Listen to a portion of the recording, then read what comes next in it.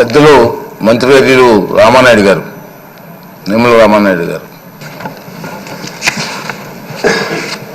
అధ్యక్ష, ఈరోజు శాసనసభ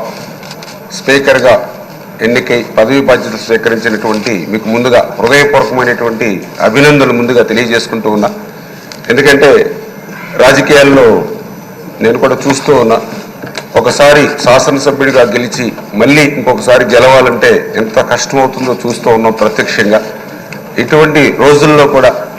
మరి 7 సార్లు శాసనసభ్యుడిగా కానీ పార్లమెంటు సభ్యుడిగా కానీ మరి ఏ రకంగా అయితే ప్రజల అభిమానాన్ని ఆశీర్వాదాన్ని మీరు సంపాదించారో అదంతా కూడా మాలాంటి వారికి అందరికీ కూడా ఒక స్ఫూర్తిగా ఆదర్శంగా తీసుకోవాల్సినటువంటి బాధ్యత మా మీద ఉందని చెప్పి సందర్భంగా మరి తెలియజేసుకుంటూ, అదేవిధంగా ఏదైతే తెలుగుదేశం పార్టీ పరంగా, ఎందుకంటే తెలుగుదేశం పార్టీ అంటే బీసీ అంటే తెలుగుదేశం పార్టీ. ఎందుకంటే నేను కూడా ఆ రోజు చూసా, 1982లో తెలుగుదేశం పార్టీ ఆవిర్భవించక ముందు రాజకీయాలంటే ఒక ఫ్యాక్షనిస్టులు, ఇండస్ట్రియలిస్టులు, క్యాపిటలిస్టులు, భూస్వాముల చేతిలో ఉండేటువంటి రోజుల్లో ఆ రోజు ఎన్టీ రామారావు గారు రాజకీయం అంటే సామాన్యుడికి తెలియజెప్పేటువంటి స్థితిలో, అందులో ప్రత్యేకించి బడుగు బలహీన వర్గాలకి పెద్దపీట వేసేటువంటి స్థితి ఆ రోజు ఎన్టీ రామారావు గారి దగ్గర నుండి ఈ రోజు చంద్రబాబు నాయుడు గారి వరకు కూడా తెలుగుదేశం పార్టీలో ఈ ఆంధ్రప్రదేశ్ రాష్ట్రంలో నేను కూడా చూసినటువంటి పరిస్థితి. అందుకు ప్రత్యేకించి లాస్ట్ టైం కూడా నేను చూసాం, ఏదైతే 2 పార్టీలు ఏదైతే వైఎస్ఆర్సీపీ తెలుగుదేశం పార్టీ ఉంటే ఆ రోజు కూడా వైఎస్ఆర్సీపీ పార్టీ అంటే ఒక జగన్మోహన్ రెడ్డి, ఒక విజయసాయిరెడ్డి, ఒక సుబ్బారెడ్డి, ఒక సజ్జల రామకృష్ణారెడ్డి, ఒక పెద్దిరెడ్డి రామచంద్రారెడ్డి, ఒక మిథున్ రెడ్డి, వీళ్ళు గుర్తు వచ్చేవారు ప్రజలకి.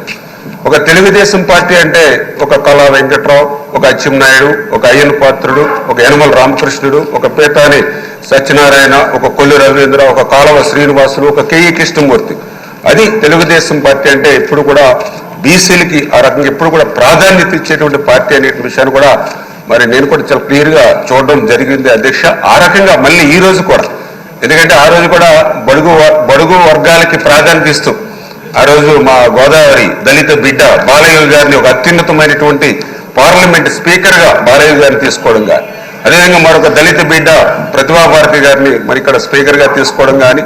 ఈరోజు మళ్ళీ ఒక అయ్యన్న పాత్ర గారు ఒక సీనియర్ నాయకులు, ఒక బీసీ నాయకులు మళ్ళీ ఈరోజు స్పీకర్గా మరి ఈరోజు ఎన్నిక ఇవ్వడం వేళ చంద్రబాబు నాయుడు గారికి, అందుకు సహకరించినటువంటి పవన్ కళ్యాణ్ గారికి, బీజేపీ అందరికీ కూడా మనస్ఫూర్తిగా పేరు పేరున కూడా మరి ధన్యవాదాలు ఈ సందర్భంగా తెలియజేసుకుంటూ, ఖచ్చితంగా ఏదైతే యొక్క శాసనసభ యొక్క ఉన్నతనం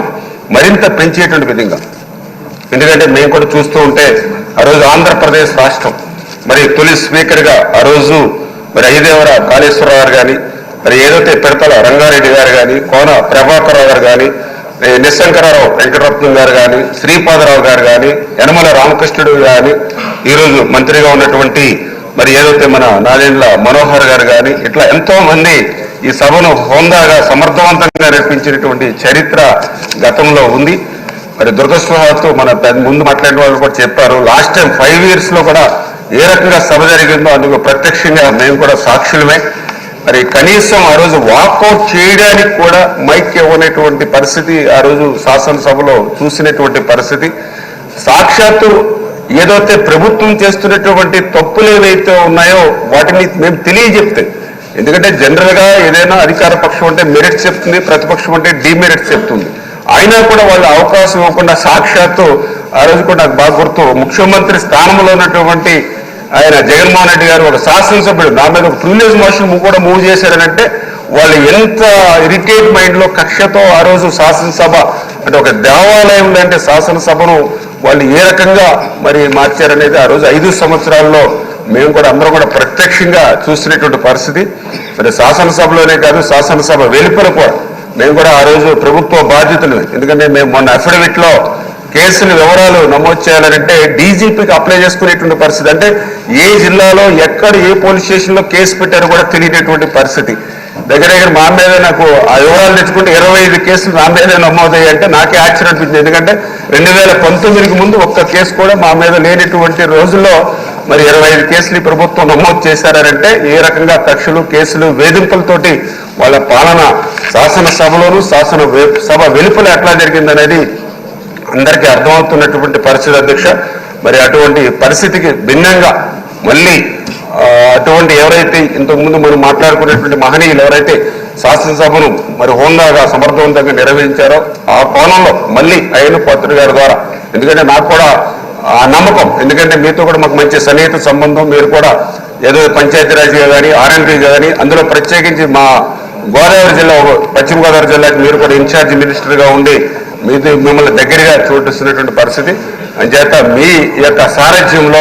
మళ్ళీ ఆంధ్రప్రదేశ్ శాసనసభ మళ్ళీ హోందాగా సమర్థవంతంగా నడుచుకుంటుందని పూర్తిగా ఆశిస్తూ మరొక్కసారి మా అందరి తరఫున కూడా మీకు హృదయపూర్వకమైనటువంటి నమస్కారాలు, అభినందనలు తెలియజేసుకుంటాం. అధ్యక్ష గౌరవనీయులు ఫరూక్ గారు.